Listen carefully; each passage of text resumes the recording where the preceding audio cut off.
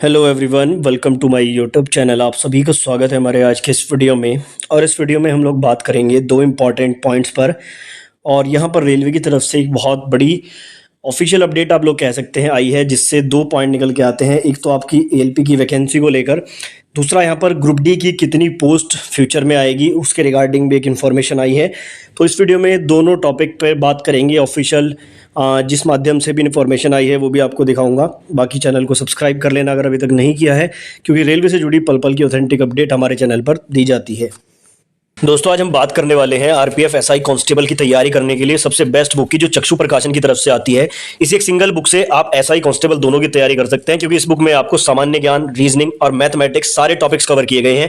2500 से ज्यादा MCQ question के साथ 5 सॉल्व पेपर और 20 प्रैक्टिस आपको इस सिंगल बुक में मिल जाते हैं। यहाँ पर क्वालिटी एंड क्वांटिटी का पूरा ध्यान रखा गया है। सभी क्वेश्चन के सॉल्यूशन भी आपको देखने को मिल जाते हैं। उसके अलावा अगर आप लोग चाहें तो आप पूरे कॉम्बो पैक से भी तैयारी कर सकते हैं। यहाँ पर आपको आरपीएफ एसआई कांस्टेबल के लिए स्टडी गाइड, साथ में ये वाली बुक, और उसके अलावा रीजनिंग, मैथमेटिक्स और सामान्य अध्ययन के लिए अलग से बुक भी मिल जाती है, जिनमें सेपरेटली 6000 से ज्यादा एमसीक्यू टीसीएस वाले आपको देखने को मिल जाते हैं। इन बुक्स का डायरेक्ट परचेज लिंक आपको मैं डिस्क्रिप्शन में दे दूंगा, या आप चाहें तो नजदीकी बुक स्टोर से भी इनको परचेज कर सकते हैं। तो देखिए, जैसा कि आपको पता है कि रेलवे की तरफ से एएलपी की 5696 पदों पर वैकेंसी आई। अब उसके बाद काफ़ी प्रोटेस्ट करने के बाद भी वैकेंसी बढ़ने की उम्मीद बिल्कुल खत्म हो गई है, लेकिन एक उम्मीद यहाँ पर जगी है जिससे आपको भी लगेगा कि शायद फ्यूचर में ये वैकेंसी बढ़ जाएं। उसके अलावा एएलपी और टेक्नीशियन की वैकेंसी को देखते हुए यहाँ पर जो स्टूडेंट स्पेशली ग्रुप डी के लिए प्रिपरेशन कर रहे हैं वो भी परेशान है कि जब टेक्नीशियन और एएलपी में ही इतनी कम वैकेंसी आई है, तो ग्रुप डी में भी वैकेंसीज की संख्या बहुत ही कम रहेंगी। तो उसके रिगार्डिंग यहाँ पर जो है एक ऑफिशियल अपडेट है। यहाँ पर एक आरटीआई लगाई गई थी, जिसमें रेलवे से बेसिकली पूछा गया था कि यहाँ पर जो है कितनी वैकेंसी ग्रुप डी में आएंगी। तो इस आरटीआई में देख लेते हैं क्या कुछ दिया गया है और उसके क्या क्या यहाँ पर आउटकम निकलते हैं। तो सबसे पहले तो आप देख लीजिए, इस आरटीआई में दो सवाल यहाँ पर पूछे गए थे। पहला सवाल था, how many vacant post are there current in railway, यानी कि अभी रेलवे में कितनी पोस्ट वैकेंट है। और ये डाटा 2024 के अकॉर्डिंग मांगा गया था, क्योंकि पुराना डाटा तो आप सभी लोगों ने देखा होगा, 2023 तक बताया जाता था। लोकसभा में जो भी डाटा पेश किया गया वो डाटा एक अलग था, लेकिन यहाँ पर इन्होंने 2024 का एक्चुअल डाटा दिया है।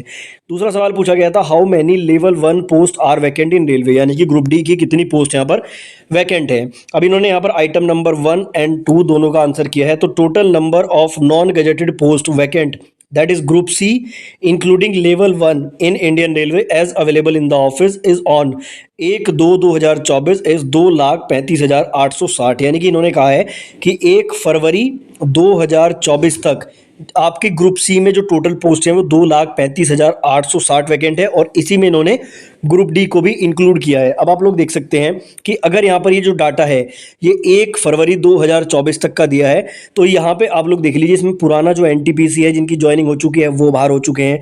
जो ग्रुप डी वाले हैं वो भी अब वैकेंट पोस्ट में नहीं गिने जाएंगे, यानी कि एनटीपीसी ग्रुप डी की भर्ती के बाद 2,35,860 पोस्ट अभी वैकेंट है।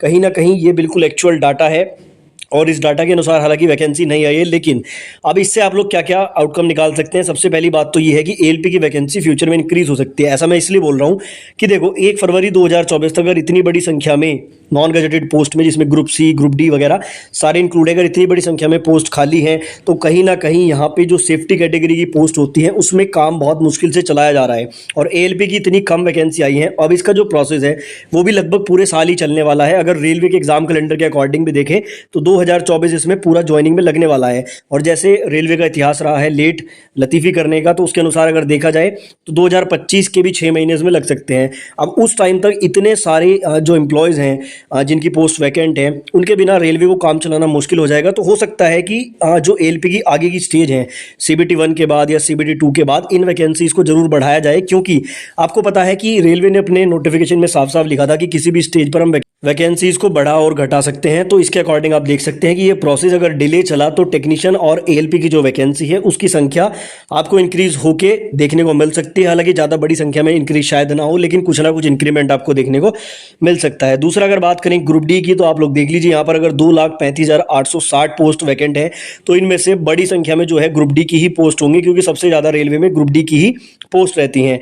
अब इसके अनुसार हालांकि आइडिया लगाना थोड़ा मुश्किल है, क्योंकि ये ओवरऑल पोस्ट इन्होंने बताई है, लेकिन मेरा मानना है कि जिस हिसाब से वैकेंसीज आई हैं, तो ग्रुप डी की अगर मिनिमम बात करें तो 30,000 के अराउंड तो वैकेंसीज आपको देखने को मिलनी ही चाहिए।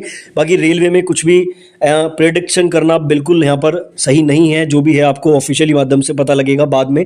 अभी के लिए मान के चलिए कि इतनी वैकेंसी शायद आपको ग्रुप डी की देखने को मिले।